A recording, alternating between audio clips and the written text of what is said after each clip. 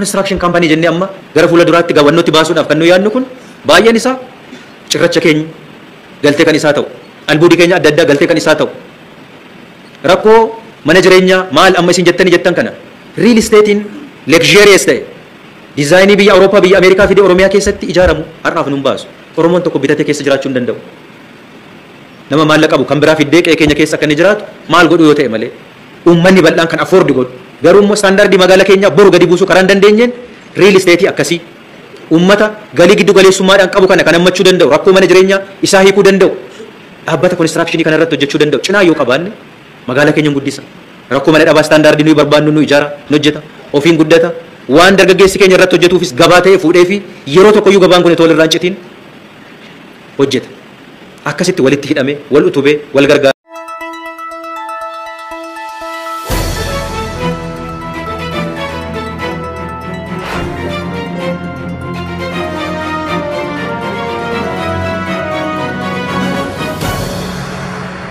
Sensi waraana impaayiratii tokko godina lixa wallaggaa ana mana sibuu irraa gooticha waraana bilisummaa Oromootti harka kennate Jaal Rangameessaa waan qindeeffate qabdi.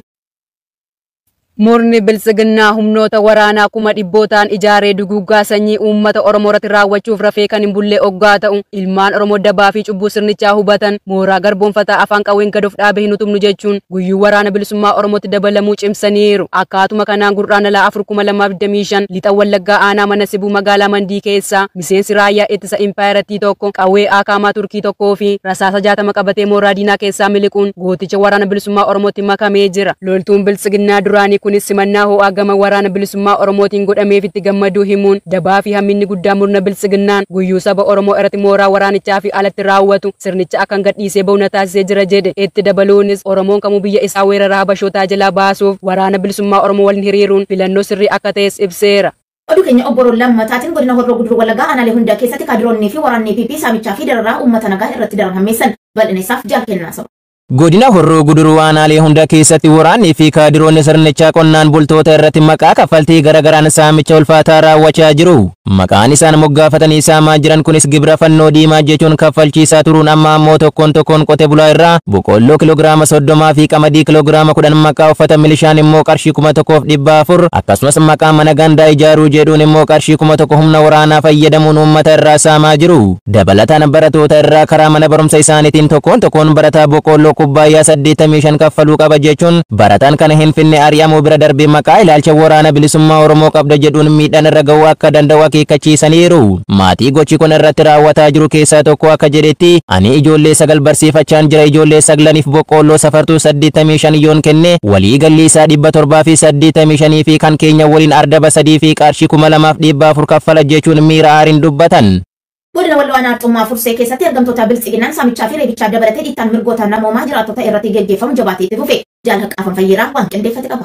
Gochoonni suukanneessaa fi egeree hawaasichaaf yaaddeessaa ta'an danuun hidhattoota koloneel Abiy Ahimadiin keessatti gaggeeffamaa kan jiru aanaan Arxummaa Fursee yeroo ammaa dararriin jiraattota irratti raawwatamu jabaachuu irraan kan ka'e hawaasni aanichaa goolama jireenyaa hamaa keessa seenanii jiru. Boba'aan akka baadiyyaa hin seenne taasisuun baaburri midhaanii cufamee banamuu dhabuu irraan kan ka'e wayitaa uummanni daandii dheeraa deemuun magaalaa Furseetti midhaan daakkachuu fi malan loltoonni sirnichaa warra baadiyyaa jedhanii karaatti eeguun midhaanii fi harree hawwan irraa saamuun hawwan irrattis gochoota safuu raawwachaa kan jiran yoo ta'u gurraandhala 3/2025 hawwan Oromoo garmalee reebuun saamuu maddeen gabaasan. Hawwan saamaman keessaa kan maqaa arganne Gandaa Lasoo irraa Maaramee Aliyyi midhaan ardaba tokko, Gandaa Layyoo irraa Faatumaa Huseen Muhammad midhaan ardaba tokko, Gandaa Bilbilaa irraa Aminaa Aliyuumee midhaan ardaba tokko, akkasumas obboloota lamaan Muntee Abduu Hasanii fi Makkaa Abduu Hasan midhaan ardaba 2 jalaa saamamuun ibsameera. Godina Lixaa Harargee aanaa gubbaa qorichaatti miseensota sirnichaan abbaan maatii tokko garmalee reebamuun ajjeefame bal'ina isaaf Jaal Hacaaluu Roobaa. Hidhattoonni murna bilisiginnaa guutuu Oromiyaa keessatti koloneel Abiy Ahimadiin akkuma argan bobbaafaman ilmaan Oromoo Oromummaa isaanii qofaaf yakkuun haala suukanneessaan ajjeesanii bakka itti gatuu jabeessanii itti fufaniiru. Godina Lixaa Harargee aanaa gubbaa qorichaa Xaraddaa 13 ganda qilxuutti amajjii